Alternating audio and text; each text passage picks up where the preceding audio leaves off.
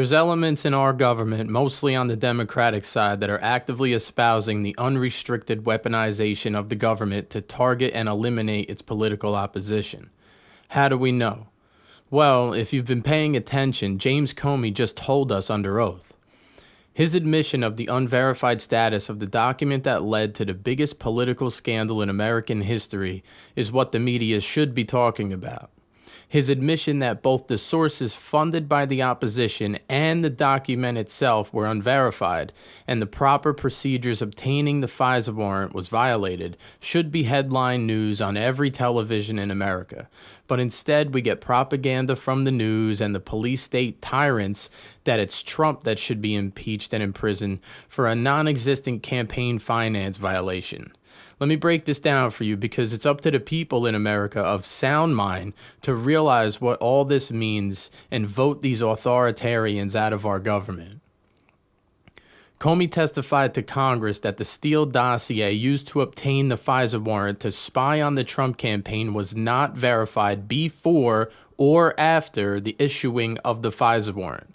This is important because it tells us everything. You see, the entire Russian investigation was started from Christopher Steele's dossier. Comey says he couldn't verify the source of the dossier. Let me ask you a question. How would you feel if the FBI tapped your phone and listened in on your conversation based on documents that were completely unvetted and unverified? How would you feel if someone you didn't like produced false documents about you that stated that you committed a crime you didn't commit, and they were granted a license to tap your cell phone, invade your privacy, based on an unverified document? But it gets worse. The FBI had already indicated that Steele was unsuitable for their use after talking to the media. And we know this from Bruce Orr that Steele hated Trump. So now we have an unverified source with a conflict of interest bringing forth unverified documents to obtain a FISA warrant to spy on the Trump campaign. To put the cherry on this cake of authoritarian police state tactics, Steele was hired through Hillary Clinton and the DNC law firm Perkins Coie and Fusion GPS. So now, how would you feel if your political opponent paid for an unverified source to compile unverified documents and use them to obtain a license to invade your privacy in hopes of finding damning information that would destroy your political campaign, destroy your team members, and possibly your life? Ladies and gentlemen, this is what happened to Donald Trump, and James Comey just told us. You know, there's things in place to prevent this wild abuse of power. In the case of FISA warrants, we have this. This is the Woods procedure. It outlines the specific FBI procedures for verifying information in the FISA court. I draw your attention to these. Page 2, paragraph 2, items 1, 2, and 3. It is imperative that the facts contained in FISA declarations are accurate. The goal of the procedures set out below is to ensure accuracy with regard to 3 specific areas. 1. The specific facts supporting probable cause for the authority. So this had to be signed off on by several people, including the director of the FBI, right? So Comey says these specific facts are accurate and warrant probable cause, except they're not. The dossier didn't support probable cause because it was fake. It was also paid for by Hillary and the DNC and authored by a MI6 British intelligence agent, Christopher Steele, who had a conflict of interest with Donald Trump. By the way, Steele, he ran the Russia desk at MI6 headquarters in London between 2006 and 2009. There's conflicts of interest all over with this guy. Big red flags everywhere, which leads us to 3. The existence and nature of any prior or ongoing asset, which is Steele, relationship between the subject, which is Trump, and the FBI. The dossier clearly fails the proper procedures, as did 3 of the 4 applications signed by Comey. Remember, Comey is the guy who outlined all of Hillary's crimes and wouldn't recommend her prosecution on the unprecedented grounds that she didn't intend on committing them. All the while knowing that destroying evidence is more than enough evidence of intent and that you knew what you did was wrong. He's involved, people. He's lying to you. Do you think it's a coincidence that 14 of the 17 special counsel prosecutors on Mueller's team are registered Democrats? Andrew Weissman attended Hillary's election night party. Peter God Hillary should win 1 million to 0 insurance policy struck. Jeannie Ray, a lawyer for the foreign agent money laundering Saudi-funded Clinton Foundation. And don't forget, the ringleader himself, Robert Mueller, and his involvement in Uranium One. Why do you think the Clinton Foundation whistleblower's house was raided? He has official whistleblower status, which means he was cooperating with authorities. Why take by force what someone is giving you already? Why would you take it by force if they're already giving it to you? The Justice Department Inspector General was informed that the documents he handed over show that federal officials failed to investigate potential criminal activity regarding former Secretary of State Hillary Clinton, the Clinton Foundation, and Rosatom, the Russian company that purchased Uranium One. It's no coincidence that the same people involved in worldwide money laundering, pay-for-play activities, and uranium sales are the same people involved in the Trump-Russia probe. The Russians didn't hack the DNC server. WikiLeaks founder Julian Assange, who has a track record of 100% accuracy because they only publish primary documents, said this himself. He did not reveal the source of the info, but he clearly stated that it was not a state actor who gave them the info. The transfer rate of the information is like that of an external hard drive or jump drive, not a hacking. The whole Russia investigation was the insurance policy Peter Strzok and Lisa Page spoke about in their text messages about the president. They committed crimes to obtain destructive info on Trump and thought they would sweep it under the rug when Hillary Clinton won the election. But she lost, and now the snakes in the grass are showing. Now there's talk that the NSA has been holding on to information that has exculpatory information concerning Mike Flynn. Why don't they release the Flynn transcripts? Why were the 302s on the Flynn case published 7 months after the fact? Why did James Comey and the FBI say Flynn wasn't being deceptive but charged him with lying? Why would he plead guilty to lying? Who knows? Why Mike Flynn went to speak with them about his phone call in the first place was to go cooperate with them as the incoming national security advisor. He was totally unaware of their real intentions.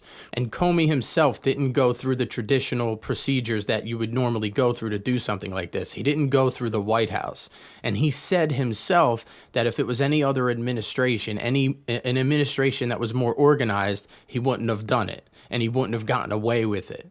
What do you think he's talking about? He knows what he did. The FBI knows what they did to Mike Flynn. They're just not owning up to it. They used Mike Flynn. They set Mike Flynn up in order to get the proper things they needed to spy on the Trump campaign and make a link between the Trump campaign and the Russians. Okay, Mike Flynn was the incoming national security advisor. It's his job to talk about these things, and up until this point, he had no reason to think the FBI was hostile to him, because it's his job to work with the FBI in order to make sure that foreign countries or people or whoever aren't plotting against us. They trade information back and forth. He had no reason to think they were hostile towards him. He had no prior knowledge that the FBI was going to set him up. That's why he didn't bring his lawyer, because McCabe told him, look, you don't need a lawyer for things like this. They said it was to keep him at ease. That's total BS. They told him not to bring a lawyer in because they wanted to set him up, and they did. They wanted him to recall things about the conversation he had with a Russian ambassador while he was on vacation overseas, when they had the transcript of the conversation in front of them. So let me ask you, if you had a conversation with somebody on a telephone while you're on vacation and you had to recall what that conversation was later on, and you're sitting across the desk from somebody who has the intent on getting you, on lying to them or something, some trumped up charge, they have the transcript in front of them of exactly what you said. So when you have to recall it from your memory, you're not going to be able to do it as good as the actual transcript of the conversation. So bam, they got him on lying to the FBI. And he probably pleaded guilty to it because they were ruining his life. You run out of money. Everything's in jeopardy. Whatever. And then Trump spoke with Comey and was like, look, Mike Flynn's not a bad guy, this, that, and the other thing. You don't have to indict him or charge him with anything. Comey went through with it anyway. Right? The guy that let Hillary off the hook. The guy that they tried to pin obstruction of justice on was Trump for firing James Comey, which is totally within his presidential authority. Absolutely ridiculous. But like I said earlier, the Democratic Party establishment is actively advancing tyrannical police state tactics in our government. They have used and continue to promote the weaponization of government to target their political opponents. Complicitly, the fake news propagandist media carries water for these tyrants, and the leftists in this country soak up their every manipulative news narrative like a sponge. And then they go out into the world and onto social media and fervently applaud the oligarchy and police state. The Democratic Party used to be the party of the little guy, the middle class, and civil liberties, but they've become the party of tyrannical police state tactics, political corruption and scandals, and censorship espousing social justice bullies. Their whole platform is about attacking their political opponents and using the powers of the government and lawyers who use every technicality in the book to do it. The Russia investigation started from treason. It went to collusion, then it went to obstruction, then it went to meddling, and now it's finally at fraud, where the argument is that people wouldn't have voted for Trump if they knew about his hush money payments to a couple of women who Trump was involved with in the past. So because Trump and Cohen didn't disclose the hush money payments to a couple of women, they're trying to claim that this is a campaign violation because the people were unaware of this, right? These politically charged police state tactics, these prosecutors claiming Trump violated campaign finance laws because he didn't tell you about paying these women, but he did it with his own money, right? And his lawyer was the one who did it, not Trump, right? But he paid with his own money. It's his money, right? The campaign finance laws, first of all, they're gray, and second of all, they give total leniency when you use your own money, right? So all this is absolute BS, and it wouldn't be grounds for impeachment or indictment based on precedent alone. You just have to look at the John Edwards case. John Edwards had a baby out of wedlock and paid his mistress off, right? He was accused of campaign finance violations for hush money payments to her, to keep her quiet, to keep that story under wraps. And he wasn't charged for campaign finance violation, right? They found that he was innocent of all this, right? But all these lying pieces of trash jump right into impeachment. And these useful idiots in this country who they watch CNN and MSNBC, they clap like circus seal, right? Just look up the John Edwards case. It makes you wonder why Cohen, a lawyer, would plead guilty to a crime that he can clearly defend and win. Why would Cohen plead guilty to that crime? It's not a crime, right? First of all, it's not a crime. And second of all, you could defend it, right? Look at the precedent. Look at John Edwards' case. He would win that case, but he pleads guilty anyway, right? So there's probably pressure on him from Mueller and the whole team to just plead guilty to this. Oh, you'll get a lesser charge for this or for that, right? Instead of giving you the maximum time in prison for taxi cab medallion stuff and, tax evasion or tax fraud or whatever he got indicted for, charged with. We'll give you a lesser charge on that if you also plead guilty to this, because this is what we're going to go after Trump for. This is what the media is going to run with, this story. And what do? Exactly that.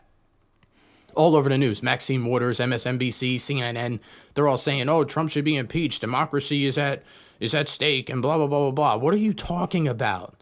The real collusion happened with the Clintons on that side of the political spectrum. Trump had nothing to do with any of that, right? So, but this is their plan.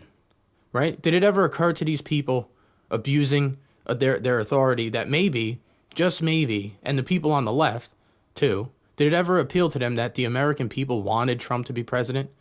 If you saw the rallies all across the country, the people loved and still loved the president.